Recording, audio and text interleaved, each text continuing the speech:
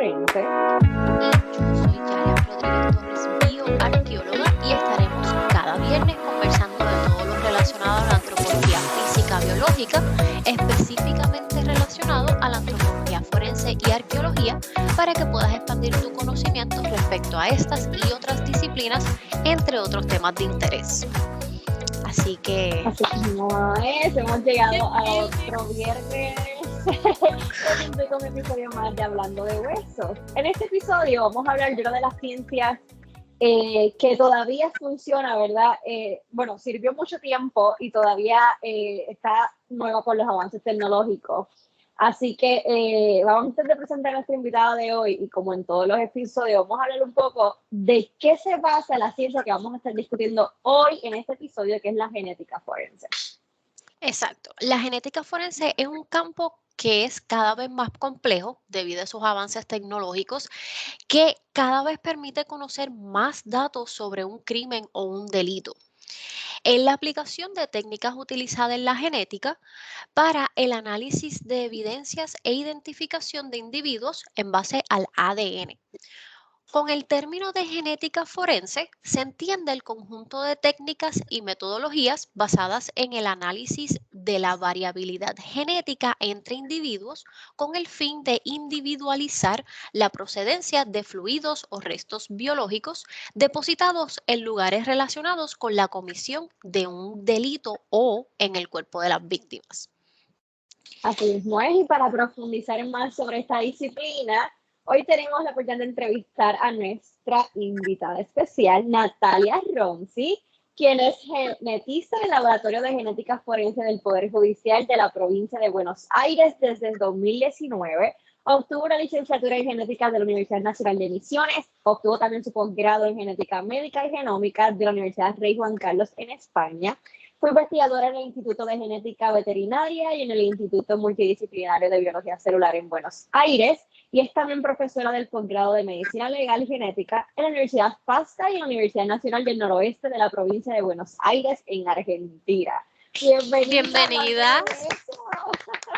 Muchísimas gracias. Buenos días, muchísimas gracias por esta invitación. Y estamos bien contentas de que estés aquí. Sí, estamos súper contentas. Muchas gracias por darnos esta oportunidad. Entonces, antes de empezar lo que sería pues esta pequeña entrevista, cuéntanos un poquito de ti. ¿Cuáles son tus estudios, tu formación, experiencia? Bien, y en realidad estudios universitarios. Yo cuando arranqué, digamos, mi carrera universitaria, bueno, en mi época, encima que hace muchos años, es como que la genética era como algo bastante así alejado. Alrededor mío, toda la gente de mi edad, que terminábamos el colegio, digamos, terminábamos la escuela, es como que nadie se le ocurría estudiar genética. Bueno, no sé, a mí se me ocurrió, me gustó. En esa época no existía todo esto de internet, entonces estábamos con las revistas. Me gustaba mucho una revista de ciencia que tenía llegada a Argentina, y bueno, y empecé a leer y me encantó. Entonces decidí estudiar, que era una sola universidad que hay acá en Argentina, que no es en Buenos Aires, sino es en una provincia que está al norte del país, en Misiones, así que todavía, por supuesto, la carrera está en Misiones, pero ahora también está en provincia de Buenos Aires. Pero bueno, en esa época era como que me quedaba muy lejos de mi casa. Así que bueno, decidí, me fui a estudiar, estudié la carrera de licenciatura en genética. Después, por supuesto, que uno después sigue haciendo cosas, especialidades, y bueno, al final terminé en todo este mundo, este gran y amplio mundo de la genética forense, que bueno, que en sí es algo apasionante también, no solamente desde el punto de vista técnico, sino también desde el punto de vista de las víctimas, de esta satisfacción que a uno le puede llegar a dar esto de poder ser una herramienta como para resolver casos judiciales complejos. Entonces, también tiene como una parte emocional bastante interesante, que uno hace todo lo que puede como para poder, digamos, con todas las herramientas técnicas que uno tiene, como para poder ayudar a resolver estos casos tan complejos. Así que tiene como varias aristas, pero sí, después, bueno, por supuesto que soy especialista en genética forense, uno se va haciendo camino, hice posgrados en genómica, pero después estuve mucho tiempo en oncología molecular cuando di mi tesis de grado para recibirme, y después de eso empecé a ver, me gustó mucho la genética forense, y bueno, y hasta alcanzar la especialidad de genética forense y empezar a trabajar en esto que es muy interesante. Qué Wow. O sea, interesante. que básicamente has estado con la genética desde, no diga desde sus comienzos, pero casi desde el comienzo hasta cómo ha evolucionado y todavía sigue evolucionando con los avances tecnológicos. O sea, que obviamente antes de la especialidad me encanta que hayas estado en lo que es el genoma, porque quizás podemos discutir un poquito sobre nuestro genoma, porque la gente como que, ¿verdad? A veces se pregunta, y no sé si, me imagino que sí, que pudieron discutir esto en su formación de genómica, ¿cuánto tenemos de por ciento de nuestro genoma de los neandertales y de los chimpancés, ¿no? Entonces, todo eso creo que es interesante y podemos quizá un poquito discutirlo aquí. Pero para que los que nos están escuchando ahora mismo, ¿verdad? ¿Cómo usted pudiera definir la genética forense en sus propias palabras? La genética forense dentro de este amplio estudio de genética es una pequeña rama dentro de la genética, y es una especialidad que ustedes, bueno, hoy más o menos algo describieron, pero es una especialidad donde se utilizan técnicas de biología molecular y donde se estudia la variabilidad del ADN. ¿Por qué estudiamos la variabilidad del ADN? Porque queremos distinguirnos el unos a los otros, y esto hace a que esta variabilidad, esta pequeña variabilidad que tengamos entre nosotros, podamos hacer esto de identificarnos. Entonces, lo que nosotros queremos es identificarnos, y bueno, y siendo esto de ser un auxiliar para la justicia y para resolver casos a través de esta identificación. Que esta identificación no solamente la utilizamos para lo que son casos criminales, como pueden ser homicidios, delitos de abusos sexuales, robos complejos también, sino también para hacer algún tipo de vínculo donde se necesite hacer vínculos incluso mucho más ancestrales, porque también a veces estamos buscando a una persona a través de todo un árbol genealógico. También muy interesante, ustedes que estudian mucho los huesos, que están en el área de los huesos, también saben que, bueno, que la genética también a veces lo que hace es distinguir restos óseos a lo mejor encontrados de personas desaparecidas. Claro. También, claro, también va por esa vía, que también tenemos muchos casos judiciales dentro de los casos judiciales donde hay personas desaparecidas y donde se encuentran restos óseos, y bueno, también es otra de las cosas, digamos, otra herramienta que utiliza la genética forense a través de la justicia. Qué interesante. Entonces, dentro del laboratorio, porque obviamente nosotros muchas veces tenemos estas ideas por las series y películas, pero dentro del laboratorio, ¿cuál realmente es su función? ¿Cómo es que se trabaja esa parte de genética que a lo mejor en las películas y en las series están bien, no quiero decir como que fuera de la realidad, pero exageran? Sí, por supuesto que en las series es como todo muy rápido y en una hora resolvimos todo un caso. En el laboratorio de genética forense, que en la vida real no es así, por supuesto. Hay casos que llevan mucho tiempo y la misma muestra, procesar una muestra, también lleva su tiempo en un laboratorio.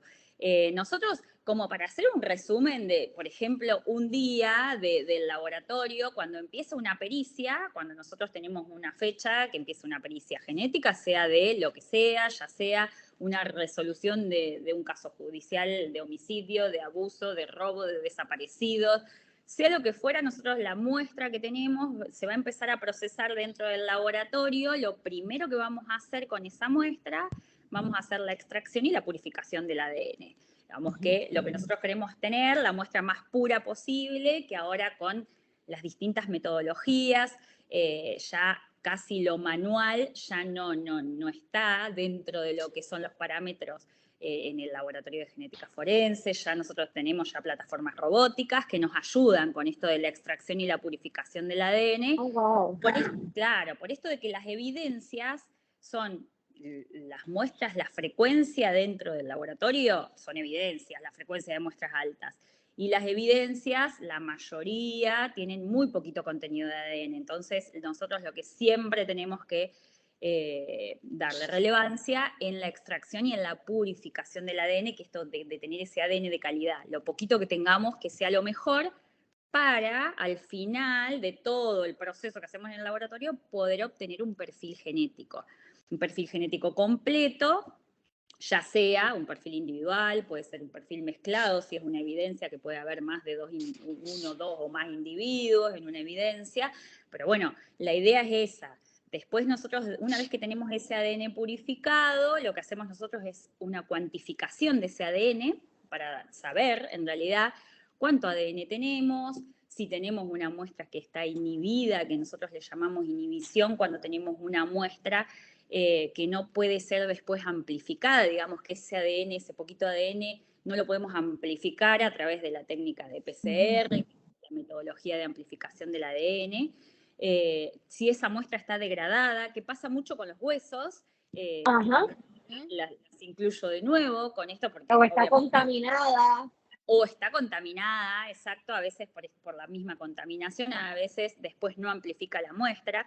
Entonces, todos estos parámetros nos va a dar un indicio en esta cuantificación de ADN, que también lo hacemos en una plataforma automatizada, con kits específicos y validados, porque en el laboratorio de genética forense, todos los laboratorios que trabajamos para Poder Judicial, trabajamos todos con todos kits y insumos validados, por supuesto, no podemos hacer cosas muy manuales dentro del laboratorio, tiene que estar todo controlado porque, bueno, estamos, digamos, con un trabajo tan sensible como que a veces una pericia de ADN es tan importante como para que alguien quede o no en libertad. Entonces es como que tiene que estar totalmente controlado, los laboratorios tienen que tener todas las normas de calidad también existentes como para poder estar validados y poder trabajar de todos iguales en realidad, digamos, todos los laboratorios de la misma manera. Así que bueno, en este proceso, una vez que nosotros hicimos la cuantificación, después vamos a seguir con el otro proceso que es la amplificación del ADN, y una vez que tengamos el ADN amplificado, vamos a poner las muestras en el secuenciador, bueno, y ese es el último paso donde después nosotros vamos a sentarnos a analizar qué pasó con cada muestra y si obtuvimos perfiles genéticos o si no obtuvimos. Y bueno, y después vamos a volver a ver qué estrategia podemos hacer en las muestras más complejas. Pero bueno, la idea es esto, empezamos extrayendo el ADN y terminamos, nuestra finalidad es poder ver un perfil genético. ¿Cómo ustedes obtienen ese ADN? ¿Verdad? Ya sabemos qué tan complicado puede ser obtenerlo, pero ¿de qué piezas se les hace más fácil? ¿De los dientes, de los dedos? ¿Qué ustedes utilizan más o prefieren más para poder conseguir ese ADN o esa muestra para que sea efectiva? Bueno, en realidad en el laboratorio tenemos una variedad de muestras incalculables porque dependiendo del hecho es las muestras que nos van llegando al laboratorio. Como la gente que se dedica a la criminalística es la mayoría de las veces la gente que levanta esos indicios en los lugares del hecho, si hay una escena de un crimen o lo que fuera. Nosotros tenemos, por eso les digo que tenemos una variedad, así como un abanico de posibilidades cuando hablamos de muestras, porque nos llegan por prendas de vestir manchadas con algún fluido biológico, ya sea sangre, ya sea semen, saliva, cualquiera de este tipo de muestras puede llegar a tener ADN, puede ser una buena muestra como para obtener un perfil genético. Después, bueno, nos llegan hisopados. El formato de hisopo es muy común que llegue al laboratorio, ya sea un hisopo donde se quiso levantar una muestra de un fluido biológico o un hisopo de ADN de contacto, de lo que se llama ADN touch, que le dicen ADN de contacto, también para que podamos buscar si alguien tocó o un sospechoso, una causa tocó tal objeto Entonces es como que hay muchas muestras. Y después tenemos toda la parte de huesos y dientes, que sí, que siempre dependiendo el caso, nosotros siempre la prioridad, tenemos un orden de prioridad de muestra para el laboratorio de genética forense. El hecho de la prioridad, estamos hablando de que van a ser las mejores muestras porque vamos a tener más ADN y vamos a tener un buen perfil genético. El hueso y diente es una de las muestras más complejas junto con el ADN de contacto porque son las muestras que a veces son las que menos contenidos de ADN tienen. Y también va a depender de otra cosa. Son a veces los huesos que nos llegan y los dientes que nos llegan a nuestro laboratorio. Va a depender de las condiciones climáticas, porque no es lo mismo un hueso reciente que un hueso de hace 50 años atrás. Entonces, siempre va a depender de las condiciones climáticas, del tiempo, de que ese hueso estuvo dónde, cómo. Bueno, justamente que ustedes también están en ese tema. Bueno, nosotros también, eso nos impacta muchísimo en el laboratorio de genética y a veces con los huesos a veces pasa que si son huesos que son muy antiguos, muestras que son muy antiguas y no podemos obtener ADN nuclear, vamos para la del ADN mitocondrial. Porque el ADN mitocondrial, claro, el ADN mitocondrial lo que tiene con muestras muy antiguas es un ADN muy noble, digamos la misma estructura del ADN mitocondrial, no deja que se degrade ese ADN porque es circular, porque tiene aspectos de su estructura que hacen que duren en el tiempo. Entonces, a veces no obtenemos nada de ADN nuclear, pero bueno, vamos por la vía de ADN mitocondrial. Si bien es una vía alterna, ¿por qué? Porque tampoco nos identifica a la persona en sí, sino nos identifica toda la línea materna. Pero bueno, puede ser un indicio para seguir, por otro lado, con la investigación, digamos, la fiscalía que sigue con esa investigación y que puede llevar a algún u otra persona que queremos identificar. Interesante. Entonces, estamos hablando de este perfil genético. Yo cogí clases de biología, así que yo me estoy imaginando la A, B, G, A y toda esa sopa de letras, pero ¿qué realmente es un perfil biológico? Disculpe, perfil genético, para aquellas personas que nos escuchan y realmente no saben qué eso significa. Exacto. Sí, porque a veces nosotros hablamos en idiomas un poco técnicos, pero claro, en realidad cuando uno, incluso cuando informamos las pericias, informamos si obtuvimos perfil genético, si no obtuvimos, qué pasó y la descripción de lo que obtuvimos. En realidad, las letras, como vos bien decías, estos de adenina, timina, guanina, citosina, que son bueno, esas letras es la secuencia de ADN.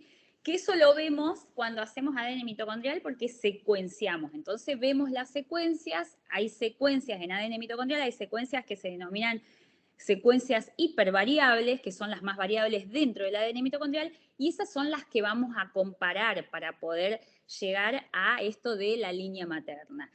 En cambio, cuando hablamos de perfiles genéticos, estamos hablando específicamente de cuando trabajamos con ADN nuclear y de fragmentos de ADN que son muy chiquititos y repetidos que están en el ADN, que eso es lo que nosotros comentábamos hoy cuando decíamos de qué se trata esto de la genética forense, de esta variabilidad del ADN, que es tan poquito, porque es muy poquita la variabilidad que tenemos unos con respecto de otros, pero esto es lo que nos hace que cada uno sea cada uno y yo en un perfil genético, como para que se entienda, voy a tener la mitad de mi perfil genético, yo voy a ver es la mitad que me heredó mi mamá y la mitad que me heredó mi papá.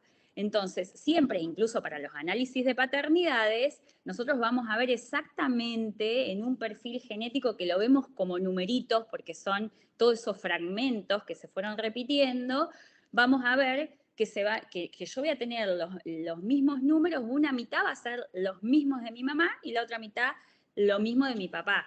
O sea, así es la correspondencia, por ahí, así en lo teórico es un poco complejo porque no lo podemos ver, pero la correspondencia esta de que como el ADN es hereditario, el concepto para identificar digamos, a los individuos, para identificar a los humanos, es esto, es la variabilidad esa de todos estos fragmentos que son ADN humano y que obviamente se produce una de las leyes de Mendel, digamos, que es básica de la genética, de esta herencia, ¿no es cierto? Que nosotros tenemos de que es todo nuestro conjunto de ADN celular, que es nuestro ADN nuclear, vamos a tener la mitad de mamá y la mitad de papá. O sea que esto, claro, así, digamos, podemos ver el perfil genético, pero por eso digo que a veces los perfiles genéticos son complejos de analizar, porque tenemos, a lo mejor en una evidencia, que un vaso, incluso alguien que tomó de ese vaso y que después vino una segunda persona, lo tocó, otra tercera persona también tomó de ese vaso, a lo mejor podemos tener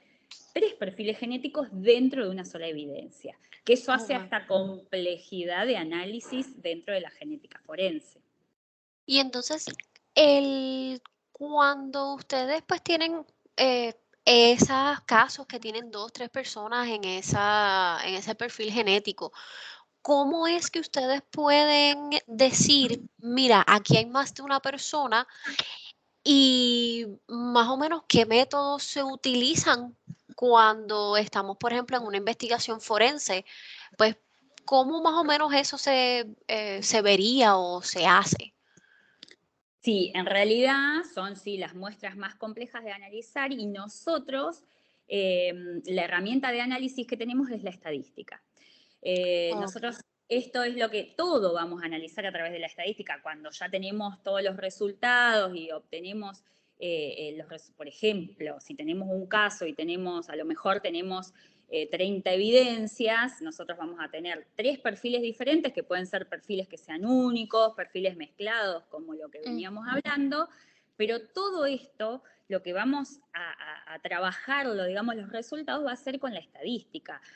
Ahora, por suerte, tenemos software que nos ayudan en genética forense. Antes las mezclas eran muy complicado, como convolucionarlas y relacionarlas, porque bueno, cuando empezó esto de la genética forense hacíamos los cálculos como muy a mano, pero son cálculos estadísticos. Nosotros nos valemos de las frecuencias poblacionales, de los alelos, de todos estos marcadores que utilizamos para estos perfiles genéticos, de toda la frecuencia poblacional. Entonces, por eso utilizamos la estadística, esta herramienta, para corroborar y decir que en este perfil o en esta evidencia encontramos tantas veces más probables que esté sospechoso y que no sea una persona al azar de la población. Todo esto nos da esta herramienta genial, digamos, que es la que nos ayuda a resolver y a ponerle un número de probabilidad a esa muestra de lo que está pasando y de lo que vemos.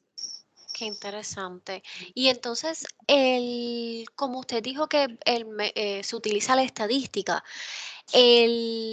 pues estamos hablando, para aquellos que nos escuchan, sabemos que esa es la ciencia de los números o de intentar de ver cuánta es la probabilidad de diferentes cosas. Y entonces, cuando usted está estudiando o cuando a alguien le interesa ser geneticista y después quiere ser geneticista forense, ¿ya las clases de estadística están incluidas en ese estudio o uno tiene que aportar o buscar clases apartes para poder decir, pues mira, tengo mi formación en geneticista y ahora soy geneticista forense? ¿Cómo se va esa distinción? Sí, en realidad en la carrera general de genética existe como materia la estadística porque la usamos muchísimo. Incluso la usamos en investigación mucho también, pero son diferentes técnicas de estadística, para llamarla de alguna manera.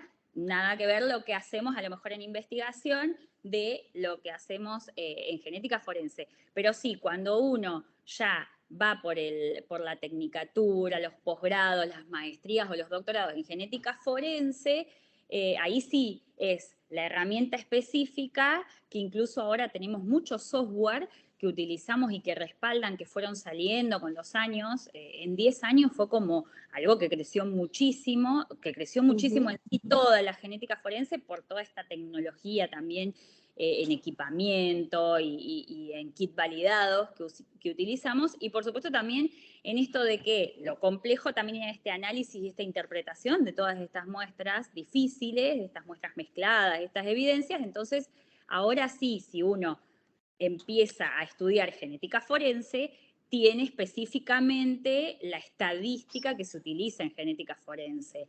Y la educación, digamos, va por esa vía de que te enseñan a utilizar todos estos software, los fundamentos, por supuesto, del software, qué hacemos con esta estadística como para poder tener ese número de probabilidades que estamos diciendo que ese sospechoso está en esa evidencia y no es cualquier otra persona. Okay. Qué interesante, Yo, realmente. A mí, yo siempre lo yo digo, tengo toda, una...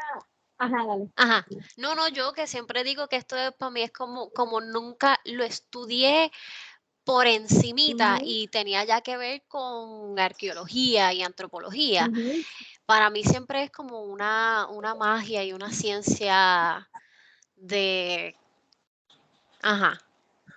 Yo siempre digo que esto es magia porque es una ciencia que no entiendo todavía, pero sigue siendo una ciencia que es súper interesante para mí. ¿No? Y cómo ha avanzado. Yo recuerdo, ¿verdad? Por ejemplo, yo vi en Netflix Making a Murder, que es un documental de, no sé si lo ha visto, pero es un documental, ¿verdad? En Estados Unidos, creo que fue en Milwaukee, si no me equivoco. Y, o sea, es verídico, es de una persona que cuando se crea o se desarrolla el ADN, él fue incriminado por ¿verdad? Valga la redundancia, un crimen que él no cometió, pero no había ADN para poder, ¿verdad? Fue de agresión sexual. Y entonces, por medio de las uñas de la mujer que trató de defenderse, pudieron sacar el ADN. Pero en ese tiempo ya le estaba cumpliendo siendo inocente porque no había nada para poder identificarlo, porque la mujer había dicho que era a él, porque se parecía al individuo que realmente cometió el crimen. Cuando se desarrolla el ADN, todo esto, ¿verdad? Ya para cuando comienza la ciencia, entonces hacen esa identificación y lo pueden sacar, ¿verdad? A la libre comunidad, el proyecto Inocencia lo saca a la libre comunidad porque en efecto cuando hacen el análisis de ADN no era él, sino, ¿verdad? Pudieron saber quién era la persona y entonces culpar a quien realmente era. Y fue como que bien interesante porque es que si realmente no utilizamos correctamente o no llegamos a la utilización de esta técnica, muchos inocentes están encarcelados, o sea, incriminados.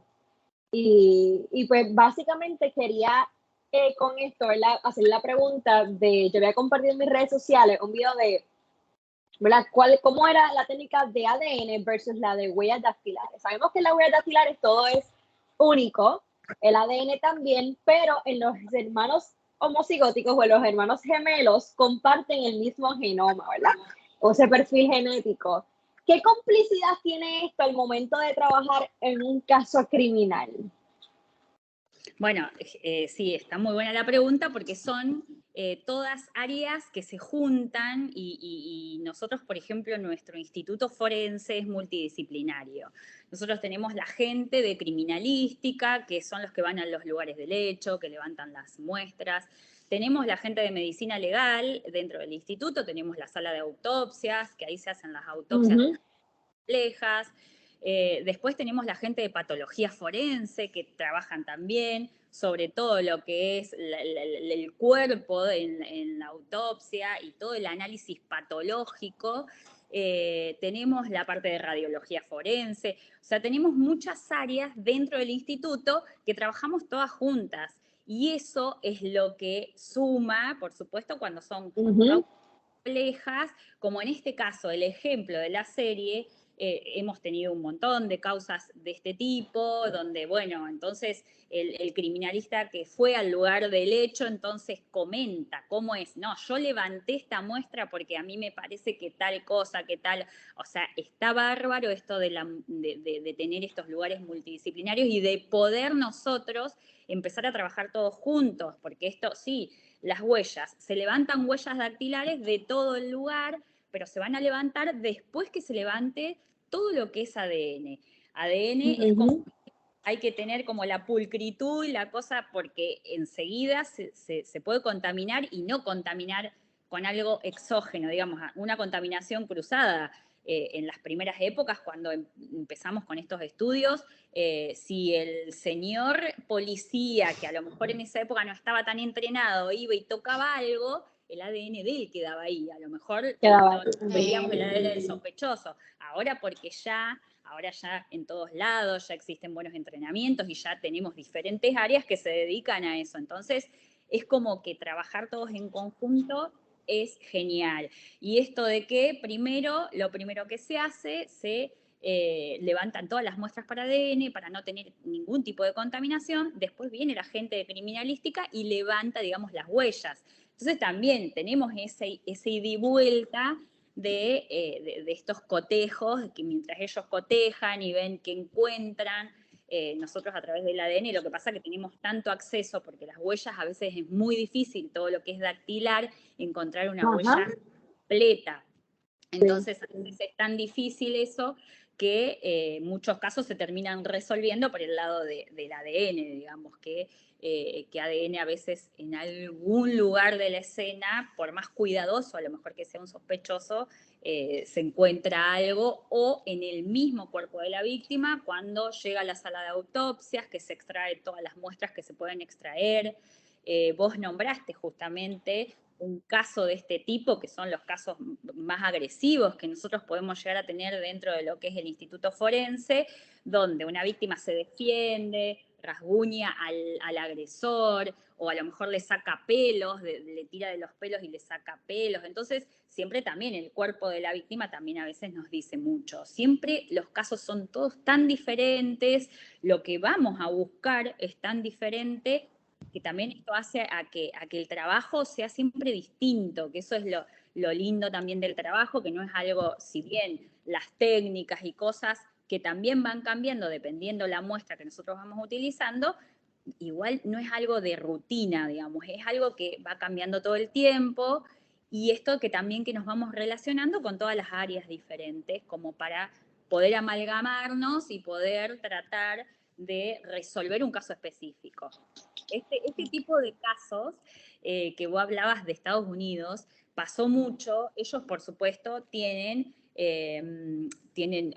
un amplio aporte económico, entonces pudieron volver atrás, a diferencia por ahí de los países latinoamericanos como nosotros, pero pudieron volver atrás en un montón de casos, cuando la genética empezó a ser una herramienta muy fuerte y que en realidad se puede ahora, que se puede, hace unos años que se puede hacer este tipo de identificación que sea fehaciente, digamos, que tenga valor pericial, volvieron a un montón de casos atrás, reabrieron casos, muchísimos, como este pasó en la serie que se vio, reabrieron muchos casos así de mucha relevancia, muchos abusos reiterativos por una misma persona, que veían que era una misma persona pero no sabían quién era, o que tenían muchas dudas. Bueno, fue muy, hace como 10 años que fueron así como que se abrieron muchísimos casos y se resolvieron después de un montón de años atrás. Incluso hay gente muy mayor que la condenaron porque hacía a lo mejor 30 años atrás de un caso. Que bueno, nosotros eso no ocurrió por ahí en nuestro país, en Argentina no, pero bueno, también por la parte económica que también es muy compleja, que recién hace unos años, bueno, ahora sí, ya hay laboratorios en todas las provincias acá, nuestro país es muy grande, tiene muchas provincias y ahora sí hay laboratorios en todos lados, que bueno, eso fue, creo que a nivel global fue creciendo muchísimo, pero en realidad sí, ahora sí, digamos que hay una valoración estadística, como hablábamos, que ya prueba, y es una prueba fehaciente, y por eso la herramienta de la genética forense dentro de lo que es el ámbito judicial es tan importante. Qué interesante. Y qué bueno que se ha podido hacer esa vuelta atrás para darle justicia a las personas. Claro, claro. Eso. Entonces, hablando más o menos de los costos, a ver, ¿por qué suele ser tan costoso hacer un perfil Análisis. genético? ¿Qué es realmente, qué estamos viendo para que veamos un costo tan alto? Bueno, hoy yo en algún momento les estaba diciendo que los laboratorios, por supuesto, tienen que tener una calidad de trabajo como para validar el laboratorio, para poder estar trabajando en una buena calidad de trabajo. Incluso los laboratorios tenemos que comprometernos a participar todos los años en controles de calidad. Nosotros, por ejemplo, en nuestro laboratorio... Y en acreditaciones. Sí, y en controles de calidad que hacen a lo que es específicamente la genética forense. Nosotros todos los años tenemos el control de calidad anual de la Sociedad Argentina de Genética Forense y también realizamos el control de calidad del GEP, que es de España y Portugal, que es de la Sociedad Europea.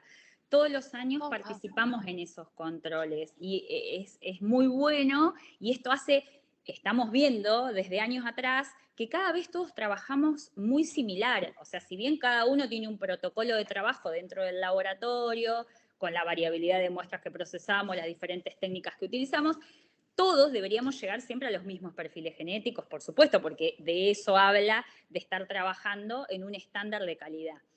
En todo esto del estándar de calidad que tenemos que trabajar todos los laboratorios, corre esto de que sí, es todo muy costoso porque son todos kits prearmados, validados, que son 3 o 4 empresas a nivel mundial que nos venden a todos los laboratorios.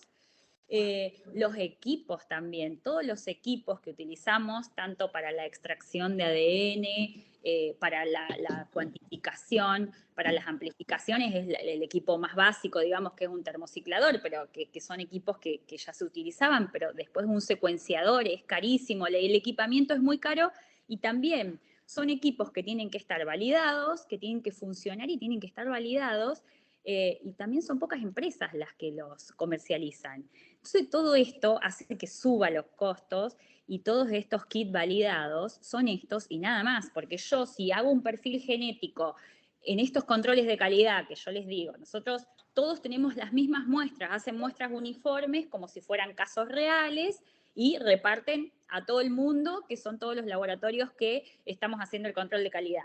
Yo no puedo tener un mismo perfil genético, a lo mejor que un laboratorio de Puerto Rico, si trabajo con una metodología manual o trabajo con los marcadores genéticos que yo quiero, el otro trabaja con otra cosa, entonces no sería algo que podamos trabajarlo y analizarlos todos juntos. Entonces esto es que hace tan caro porque también son, igual hay a veces un cierto monopolio con este tipo de empresas que bueno, son las empresas multinacionales muy grandes que pueden desarrollar estos kits, porque bueno, las empresas chicas también convengamos que es muy difícil desarrollar esta tecnología y bueno, esto lo hace muy costoso, es verdad, y más para nuestros países de Latinoamérica, incluso que siempre, bueno, son todos valores dolarizados, para nosotros también es un precio mucho más alto, a lo mejor que viviendo, estando trabajando en un laboratorio de Estados Unidos o de Europa.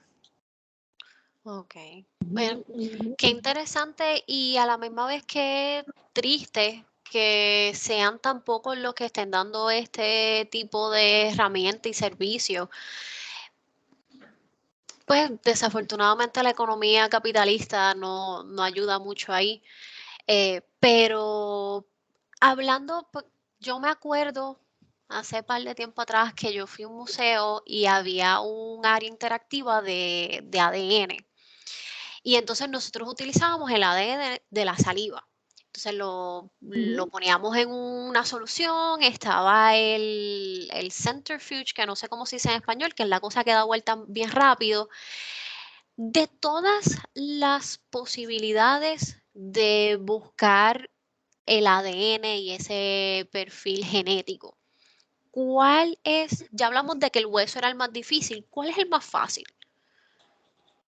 Bueno, las muestras más fáciles y las que no tenemos ningún inconveniente, que son las que no volvemos atrás, que buscamos, qué hacemos, cómo hacemos para obtener más ADN, son las muestras, las que las denominamos muestras de referencia, que son las muestras, por ejemplo, de una víctima o de uno o varios sospechosos, de los que fueran, porque en realidad nosotros al laboratorio, o si las tomamos en el laboratorio, o lo que nos llega al laboratorio de muestras de referencia, de una víctima de una autopsia, que puede ser, o de una víctima de un abuso sexual, de una víctima viva, o de una víctima de un robo, o también de sospechosos, que los sospechosos puede ser cualquier sospechoso que sea sospechoso imputado de una causa o a lo mejor que esté ya en la unidad carcelaria, por ejemplo.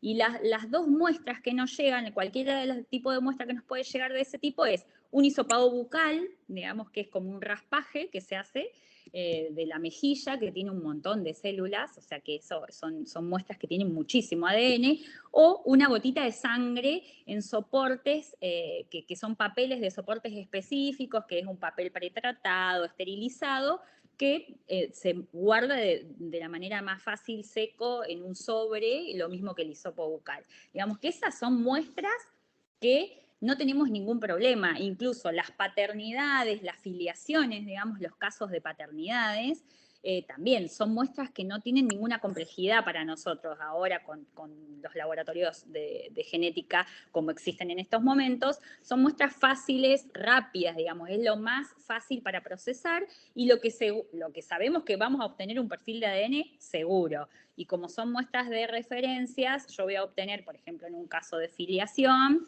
va a venir la mamá, a lo mejor con un bebé, a sacarse una muestra, que puede ser un hisopado bucal, en los menores siempre hacemos hisopado bucal, para que sea menos traumático, para qué vamos a andar pinchando en el dedo, porque en realidad si es sangre es un pinchacito nada más en el dedo, porque es una gotita nada más. Pero bueno, después a lo mejor viene el sospechoso, se le hace una muestra al sospechoso, y esas muestras vamos a tener 3 perfiles, que van a ser 3 perfiles individuales, o sea, son únicos, que no van a tener ningún inconveniente, porque son muestras que tienen mucho contenido de ADN. El problema siempre, y que son las muestras que abundan en nuestros laboratorios de genética forense, son las propiamente dichas muestras forenses o evidencias, que aparte son las muestras desconocidas. A veces tenemos muestras que no sabemos si tienen ADN, si no tienen, qué va a pasar, cuánto, cómo, qué pasó, o a veces estamos porque esto no tiene, debería tener, volvamos de nuevo a la muestra. Y bueno, pero las más fáciles son nuestras muestras de referencias. Es como que si nosotras nuestros 3 perfiles genéticos, a través de una muestra, ya sea de una gotita de sangre o de un hisopado bucal, tendríamos 3 perfiles excelentes para analizar y para ver sin ningún tipo de inconveniente. Qué bueno que por lo menos tenemos eso. Sí. Sí. Yo quería preguntar qué situación o caso, ¿verdad? Le ha marcado a usted durante su trayectoria profesional, ¿verdad? Quizás haciendo un análisis o un caso en específico que diga que haya sido, pues, quizás famoso o quizás que le haya impactado a usted directamente dentro de toda su experiencia profesional. Sí, en realidad siempre uno dentro del laboratorio y bueno, después de ver tantos casos y tantas cosas que son bastante crueles y difíciles, porque en realidad es eso, hay casos que son más difíciles que otros, y en realidad el laboratorio de genética forense nuestro llegan muestras de todos lados de la provincia de Buenos Aires, y hay casos que uno no los conoce de cerca, sino que estamos procesando las muestras de tal caso, ya sea un homicidio, un abuso, porque el instituto se dedica a causas complejas. Pero bueno, los casos que nos tocan de cerca, donde en el instituto es como yo les digo, que se hace todo, que se hace la autopsia, que está la gente de criminalística, que está la gente de patología, que estamos todos tratando de resolviendo un caso específico. Por supuesto que hay casos que uno aparte de ser famoso, que salen en la tele y que te buscan a la salida del trabajo para que des un reportaje, que eso es lo más feo, digamos, de todo, que uno trata de evitar, Pero aparte de eso, hay casos que sí, que a uno lo marcan y yo creo que son o casos muy violentos, que son casos que todos, creo, los que trabajamos en el ámbito, a veces nos tienen así como bastante ahí paralizados, pero lo peor de todo creo que son los casos donde hay menores muy chiquitos, donde que nos ha pasado, yo no voy a hablar de ningún caso en particular, pero nos ha Claro. pasado que sí, que son los casos donde cuando hay nenes, nenas chiquititos, digamos, de 10, 12 años en el medio, bueno, es como que es bastante movilizador ya por el hecho de que son incluso, cuando estamos hablando de que tenemos a alguien en una sala de autopsia que es muy chiquitito, entonces es como que moviliza a todos. Eso no hay forma de que no nos movilice porque somos seres humanos. Y bueno, y con esto de que yo les decía al inicio, que uno trata en lo posible emocionalmente, por eso que también al movilizarse con todo esto de las emociones, también uno trata de ir por esa vía de decir, bueno, ayudemos, ya que ocurrió, porque ocurre en el mundo, Claro. Cosas complejas como estas, ayudemos a resolver y a dar tranquilidad a los familiares, A esa digamos, a familia. las víctimas. Exacto, exactamente. Pero sí, hay casos que a uno lo impactan mucho. Casi siempre los niños son los que impactan. Hemos entrevistado a otras personas y siempre, porque es que es inevitable y la solidaridad. Y como yo le estaba diciendo a Yarian, era como cuando uno tiene el caso, y a mí me ha pasado, ¿verdad? De un niño, uno se imagina, ¿verdad? Esa historia de qué pudo haber pasado. Es como que, wow, es fuerte, es fuerte. Antes de terminar la entrevista, quería rápido comentar sobre lo que le mencioné al principio, de lo que era el genoma. Obviamente, aquí nosotros hicimos en nuestro primer season, nuestra primera temporada, un episodio de lo que era la evolución, si no me equivoco, de la evolución humana. En su trayectoria, ¿verdad? Cuando estudió lo que era el genoma, ¿qué nos puede decir, verdad? Pues, en cambio, estamos hablando ahora mismo de lo que son los neandertales, ¿verdad? Que son la última especie con nuestra forma humana y la primera especie fósil reconocida, y evolucionaron hace más de 28.000 años atrás, ¿verdad? Y que son parientes cercanos, ¿verdad? A los humanos anatómicamente modernos que somos nosotros, ¿verdad? Esa comparación genética, ¿verdad? Ese análisis comparativo entre el humano, el neandertal y el chimpancé, ¿verdad? En un estudio que hicieron, que salió en una de las revistas bien famosas, en la revista Time, donde Svan Pavo fue una de las 100 personas más influyentes del año, porque fue un biólogo sueco y especialista en genética evolutiva, y él hace, ¿verdad?, un plan para reconstruir ese genoma completo del hombre neandertal, y hace un análisis comparativo donde el neandertal, ¿verdad?, versus el humano y el chimpancé, pues en efecto el humano y el neandertal tienen mucho relacionado genómicamente. ¿Qué usted cree, ¿verdad?, de estas comparaciones a lo largo de su carrera, que en efecto pues impactan nuestra vida y nuestra evolución?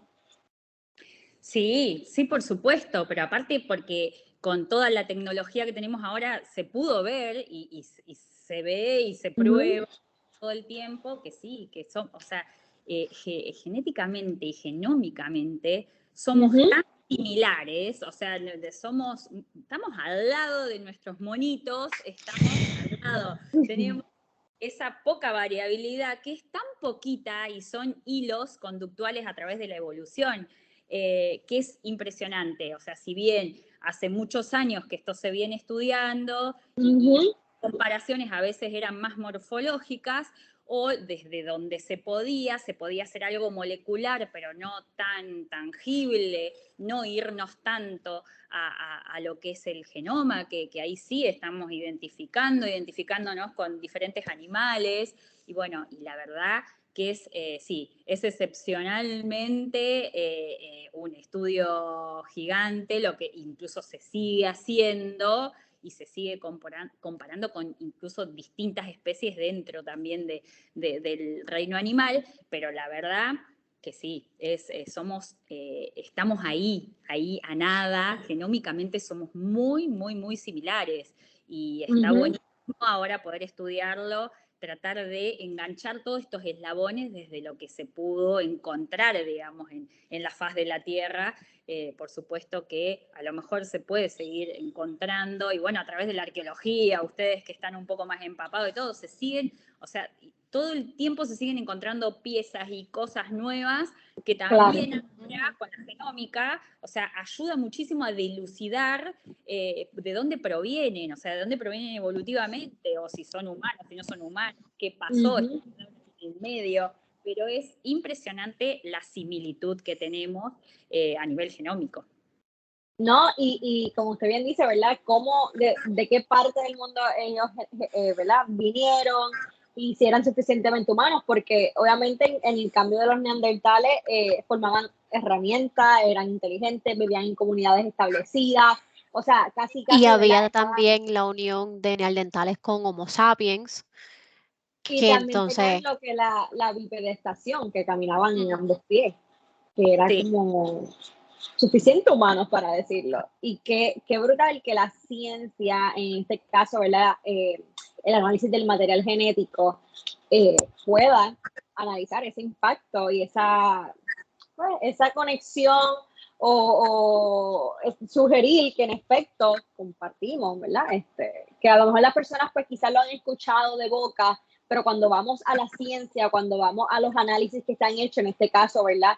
Genéticamente, pues, wow, compartimos tanto. sí. Es impresionante. Y fíjense que ustedes que también son mujeres de ciencia, fíjense cómo también a través de los años, que pasa en muchas ciencias, cómo esto de que también las teorías van virando, cambiando, o se puede aseverar algo, confirmar a través también de todas estas nuevas tecnologías que nos están ayudando muchísimo a resolver, y cada vez hay más cosas dentro de la tecnología que nos ayudan, porque a veces tenemos un montón de conocimientos y si no los podemos volcar, sí, quedan ahí, quedan como teorías en la nebulosa, que también todavía tenemos un montón. Del origen de la vida es una gran teoría que todavía está sin resolver, y bueno, y que son cosas muy enormes a través de la ciencia y que tocan muchas ciencias. Y bueno, y de a poco es como que hay cosas que se pueden llegar a confirmar, hay cosas que se corren del lugar a través del tiempo y a través de esto de que crece tanto la tecnología dentro de lo que es las ciencias, de varias ciencias. Sí. Es bien interesante porque ahorita se mencionó, ¿verdad? La ley de Mendel. Y ahora que estamos hablando, cuando hablamos de teoría, y para las personas que nos escuchan, es porque quizás hay, ¿verdad? Evidencia, pero no la suficiente para confirmar esa teoría como una ley. Así que por eso es que hay teorías, no hay leyes de la vida, no hay leyes de una evolución, hay teorías porque hay evidencia física, científica, pero quizás faltan esos eslabones para confirmarla suficiente para hacerlo una ley.